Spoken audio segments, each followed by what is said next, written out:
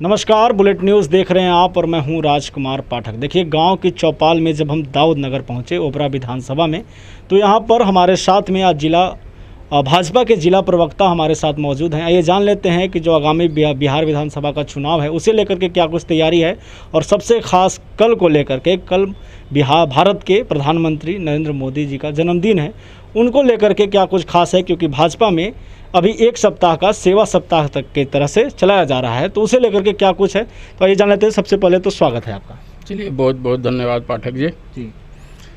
अगर हम सवाल आपसे ये करें तो सबसे पहले सवाल मेरा यही होगा कि कल माननीय प्रधानमंत्री जी का जन्मदिन है, उसे लेकर के सेवा सप्ताह चलाया जा रहा है भाजपा की तरफ से, क्या कुछ हो रहा है उसमें?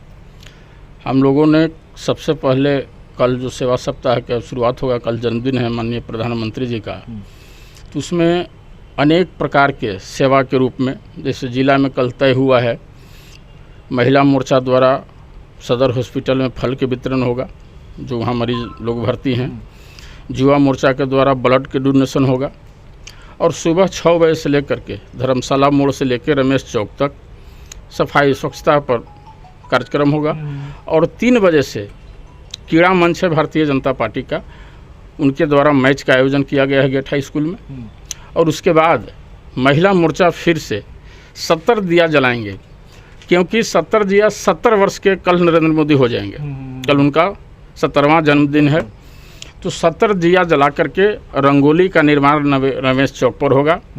उसी के तहत आज दाऊद नगर में भी भारतीय जनता पार्टी वाणिज्य प्रकोष्ठ के आज बैठक था, उसमें संगोष्ठी हुआ स्वरोजगार पर, आत्मनिर्भर भारत और अब आत्मनिर्भर बिहार कैसे बने, हम लोग कौन कौन से काम करें कि हम लोग स्वावलंबी बने, खुद बाज़ार पर निर्भर नहीं रहे।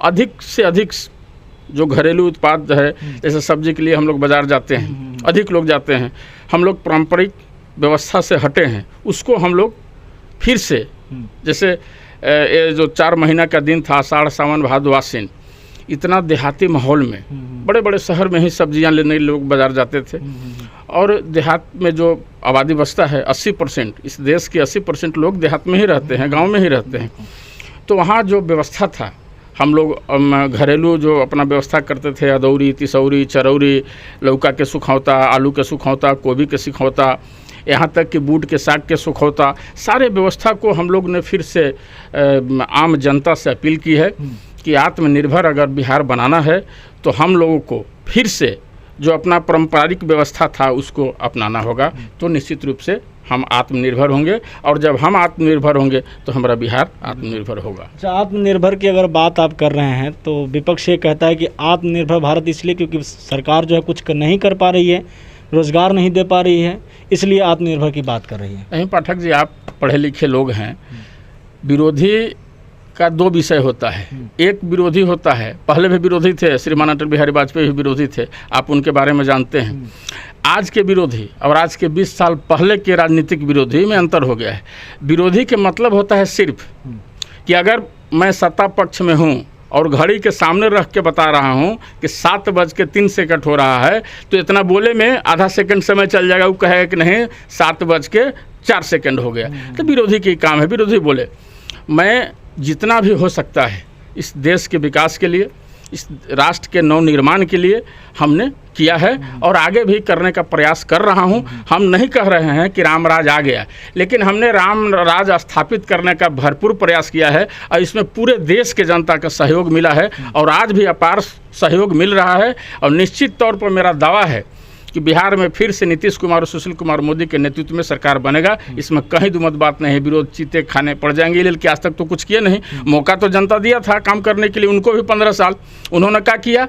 रोड और नदी में कोई अंतर था क्या? पहले 2005 के बिहार और 2020 के बिहार में आप खुद तुलना कर सकते हैं। उन्होंने तो रोड को करहा बना दिया था, पत्नी के बैठा के लेके जाते हैं, मालूम होता कि आप पटना पहुंच गए, पत्नी महाबलीपुर रह गई, उसको कपार फाटल है, हॉस्पिटल में भर्ती है। अब आप देखते पीछे तो कहते कि पत्नी नहीं है। और हमने तो राजधानी को किसी भी जगह से 3 घंटा 4 घंटा के अंदर पहुंचाने का व्यवस्था किया है, चाहे वो सीतामढ़ी से चले या फिर औरंगाबाद के लास्ट बॉर्डर दक्षिणी बिहार के आप कुटुंबा से चले, आप 4 घंटा में पटना पहुंच जाएंगे। हमने तो यहाँ काम किया है। नौजवानों के लिए आप देख रहे हैं बिहार कौशल विकास योजना, नाना प्रकार के हमने योजना के तो कोई गिनती नहीं है। और जो भी मैंने योजना लाया उसमें किसी भी जाति का हमने नाम नहीं दिया है कि इस जात के लिए जाति प्रमाण की आवश्यकता है। हमने गरीब के लिए प्रधानमंत्री सुरक्षा बीमा योजना लाया, हमने नौजवानों के लिए प्रधानमंत्री जीवन ज्योति बीमा योजना लाया, हमने किसान समृद्धि योजना लाया, किसान के खुशहाली के लिए नाना उज्ज्वला योजना लाया। उसके योजना के मतलब नहीं है ना बैठ में योजना के बारे में 1 घंटा बोल सकते हैं योजना पर कि जो हमने योजना लाया उसका पीछे कारण क्या है, उसका पीछे मोटो क्या है। आज जो हमारी माताएं एवं बहनों फूंक फूंक के गोईठा और लकड़ी से खाना बनाती थी, उससे आप देखते थे कितना दमा, कैंसर, नाना प्रकार के रोग होते हैं। इसका रिजल्ट साल भर बाद मिलेगा कि कितना रोग में कमी आएगा। हमने उज्ज्वला योजना के तहत सभी को गैस देने का काम किया और सारी माताएं बहनों खुश हैं। अच्छा, उज्ज्वला योजना की बात आप कर रहे हैं, ये कहा जा रहा है कि उज्ज्वला योजना के तहत में जो पैसा कम पड़ता था यूपीए सरकार में लगता था उसे अब बढ़ा दिया गया है। 800 के करीब पैसा लग जा रहा है, गरीबों के खाते में पैसा भी नहीं जा रहा है। इस पर नहीं, हम तो सब्सिडी सबको दे रहे हैं। हाँ। ऐसा थोड़ी है। हम आपको पहले बता दिए कि विरोधी के केवल काम है उल्टा बतियाना। ये योजना से बना दिया जा रहा है और उतर कुछ है नहीं रहा है। उतर अब 8 करोड़ लोगों को फायदा मिला है। हाँ। 8 करोड़ में हम माताएं बहनों को उज्ज्वला योजना के अंतर्गत गैस कनेक्शन दिए हैं और सबके यहाँ चालू है। हम लोग तो क्षेत्र में घूमते हैं, वो लोग तो केवल चुनाव आया और चुनाव में घूमते हैं। भारतीय जनता पार्टी बूथ स्तर पर, शक्ति केंद्र स्तर पर, शक्ति केंद्र हमारे यहाँ पंचायत के होता है, पंचायत अध्यक्ष के बाकी दल में कहे जाते हैं, हमारे यहाँ शक्ति केंद्र के प्रभारी कहे जाते हैं। तो शक्ति केंद्र और बूथ तक मेरा संगठन है और संगठन के माध्यम से सरकार के सारे योजनाओं के बारे में हम लोग को फीडबैक मिलता है। अच्छा, एक और सवाल आपसे होगा, क्योंकि आप भाजपा के प्रवक्ता भी हैं, जिला प्रवक्ता हैं, सवाल तो आपसे होना भी चाहिए। सवाल ये होगा कि कोरोना काल में जो लॉकडाउन का फैसला आया, लाखों की संख्या में आंकड़ा पहुँच गया। अब जो कि बात अगर करते हैं लॉकडाउन को लेकर के, तो लग रहा है आपको कि लॉकडाउन हुआ उससे फ़ायदा हुआ आमजन को? साथ ही प्रवासी मजदूरों को लेकर के कितने ऐसे लोग थे जो मर गए, एक्सीडेंट हो गया, उन लोगों को लेकर सरकार ने अब तक कुछ नहीं किया, क्या कहेंगे इस पर? देखिए, ये प्राकृतिक आपदा था, इसमें पक्ष हो विपक्ष हो, हिंदू हो मुसलमान हो, जो भी धर्म के मानने वाले लोग थे, सारे लोग को इसको मिलजुल करके और इस कोरोना काल के में सभी को सहयोग करना चाहिए था। लेकिन बीच में आपने देखा कि इस वैश्विक महामारी में भी लोग राजनीति करने लगे। हमने लॉकडाउन इसलिए लगाया था कि यह जो वैश्विक महामारी जो संक्रमित था एक दूसरा से होने वाला, इस पर रोक लगे। और अन्य देशों के तुलना में आप देखें तो भारत अभी भी कम है और यहाँ रिकवरी रेट भी अधिक है, क्योंकि यहाँ वातावरण भी सुधरा है पहले से। वायुमंडल में भी अब जो जमुना के पानी लोग छूता नहीं था, आज सिक्का डाल दीजिए तो उसमें लोकेगा। तो लॉकडाउन से सारे फायदे हुए हैं, ऐसा कोई दिक्कत नहीं है कि लॉकडाउन लगा करके हम लोग कोई दूसरा काम किए हैं। जनता के हित में हमने लॉकडाउन किया और जो भी प्रतिदिन कमाने खाने वाले लोग थे उनके लिए सरकार व्यवस्था किया है। नवंबर तक आपको फ्री में हमने राशन देने का निर्णय लिया और मिल भी रहा है। कई एक हॉस्पिटल का नए निर्माण कराया, वैक्सीन की तैयारी चल रहा है, वैक्सीन बनना शुरू हो गया है। लेकिन हम तब वैक्सीन लागू करेंगे देश में जब कहीं से कोई दिक्कत नहीं होगा। जनसंख्या जितना है उतना वैक्सीन जब बन के तैयार होगा तो एक का एक आपको लॉन्च कर दिया जाएगा। बिहार की राजनीति पर बात करें तो एनडीए किस तरीके से अभी चुनावी मैदान में उतरेगा और क्या इस कोरोना काल में चुनाव होने चाहिए? सवाल तो यही है। देखिए, कोरोना की जो स्थिति है, संक्रमण है, अब धीरे धीरे कमज़ोर हुआ है, कम हुआ है। और जो इसका एहतियाती प्रक्रिया है, बचाव का जो उपाय है, मास्क लगाना, 2 गज के शारीरिक दूरी, सामाजिक दूरी या सोशल डिस्टेंसिंग नहीं, 2 गज के शारीरिक दूरी, एक दूसरा से 2 गज के दूरी रखें और साफ सफाई, साबुन से, बढ़िया मिट्टी से भी हाथ अपना मलते रहें। और संक्रमण बहुत घटा है, आप अपना जिला के आंकड़ा देखिए, हर जगह से घटा है। और इस परिस्थिति में चुनाव इसलिए ज़रूरी है कि अगर चुनाव नहीं होगा तो ऐसे महामारी में आखिर फिर कौन इसको देखेगा? ऐसे सरकार की जिम्मेवारी बनता है। और नीतीश कुमार, सुशील कुमार मोदी के नेतृत्व में पिछले 5 साल से भी जो चल रहा है इस कोरोना काल में भी, वो दोनों ने जो किए हैं बिहार के लिए वो काबिलियत तारीफ़ है और हम दोनों को बधाई भी देते हैं। पिछले चुनाव में तो नीतीश कुमार आपके साथ नहीं थे, इस बार हैं, क्या विश्वास है कि इसके बाद जब परिणाम आएगा तो फिर वो पलटेंगे नहीं?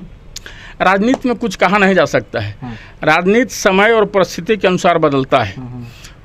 आया था एक समय ऐसा जो उन्होंने हट गए, लेकिन हमारा बहुत लंबा समय से देश में इतना बड़ा और इतना लंबा किसी दल में गठबंधन नहीं था। होता है किसी कारण से हटे थे। मुझे पूर्ण विश्वास है कि सुशील मोदी और नीतीश कुमार के नेतृत्व में, नीतीश कुमार के कुशल नेतृत्व और सुशील मोदी के कुशल वित्त प्रबंधन से बिहार और आगे बढ़ेगा। इसमें कहीं दुमत बात नहीं है। और चुनाव हम लोग साथे लड़ेंगे, लोजपा भी हमारे साथ है, इसमें कहीं से कोई दुमत बात नहीं। ओबरा को लेकर के बात चल रहा है, चूँकि हम दाऊद नगर में मौजूद हैं, ओबरा विधानसभा कवर कर रहे हैं। क्या एनडीए की तरफ से ओबरा में कौन से उम्मीदवार के तौर पर आप ला रहे हैं? क्या कुछ तैयारी है ओबरा के लिए? पाठक जी, मेरा सबसे पहले कहना यह है कि मैं भारतीय जनता पार्टी औरंगाबाद के जिला प्रवक्ता हूँ, ना कि हम बिहार के जिला प्रवक्ता हैं। दूसरा विषय है कि मैं ना तो चुनाव संचालन समिति का सदस्य हूँ और ना चुनाव प्रबंधन समिति का सदस्य हूँ। हमारे यहाँ एक कैडर बेस पार्टी है और यहाँ पर जो भी शीर्ष नेतृत्व हम लोग को निर्देश करेगा, हम उसका काम करेंगे। हम पार्टी के चौकीदार हैं, लेकिन सभी कार्यकर्ताओं को यह दिल में इच्छा रहता है, अगर लड़का विद्यालय जाता है और पढ़ता है तो उसको ही लगता है कि मैं भी डॉक्टर बनूं, मैं भी इंजीनियर बनूं, तो उसमें प्रयास में हम लोग लगे हुए हैं। अगर पार्टी का निर्देश होगा तो मैं भी लगातार 19 वर्षों से इस पार्टी के पद पर हूं और लगातार मेहनत कर रहा हूं। अगर पार्टी को लगेगा कि अश्वनी तिवारी को ओबरा विधानसभा से चुनाव लड़ाया जाए तो मैं लड़ने के लिए तैयार हूं, लेकिन मैं अपने से नहीं कहूंगा कि मैं उम्मीदवार हूं और मुझे टिकट चाहिए। क्योंकि पार्टी सब देखता है, गार्जियन है, गार्जियन के जो आदेश होगा, श्रीमान सुशील मोदी, संजय जायसवाल जी, माननीय मंगल पांडे जी, नागेंद्र जी, जैसा निर्णय होगा हम उसको स्वीकार करने के लिए तैयार हैं। हमारा संगठन बूथ स्तर पर तैयार है और सीट के जहाँ तक बंटवारा है तो उसमें शीर्ष नेतृत्व तय करेगा कि कौन सा सीट जेडीयू के देगा और कौन सा सीट बीजेपी लड़ेगा। तो ये थे हमारे साथ औरंगाबाद के जिला प्रवक्ता भाजपा के अश्वनी तिवारी जी, जिन्होंने बताया किस तरीके से भाजपा और एनडीए की गठबंधन ने बिहार में अपनी तैयारी की है और साथ ही कोरोना काल में क्या कुछ किया गया है नीतीश कुमार की तरफ से और सुशील मोदी जी की तरफ से। साथ ही चूँकि ये बता रहे थे कि औरंगाबाद के जिला प्रवक्ता हैं, तो औरंगाबाद से जुड़ी खबरों पर, औरंगाबाद से जो सवाल थे उन पर भी जवाब दिए। ओबरा में जो नेतृत्व है, हम जब गांव की चौपाल के माध्यम से लोगों के बीच जा रहे हैं, कई नाम सामने आ रहे हैं, हमने पूछने की कोशिश की, इन्होंने बता भी दिया 19 साल से ये काम कर रहे हैं। उम्मीद है सरकार बाकी एनडीए की तरफ से और बाकी जो शीर्ष नेता हैं उनकी तरफ से जो फैसला आएगा वो देखा जाएगा। फिलहाल ओबरा में हम मौजूद हैं, गाँव की चौपाल लेकर चल रहे हैं, लोगों की राय ले रहे हैं। बने रहिए हमारे साथ और देखते रहिए बुलेट न्यूज़। बहुत बहुत धन्यवाद।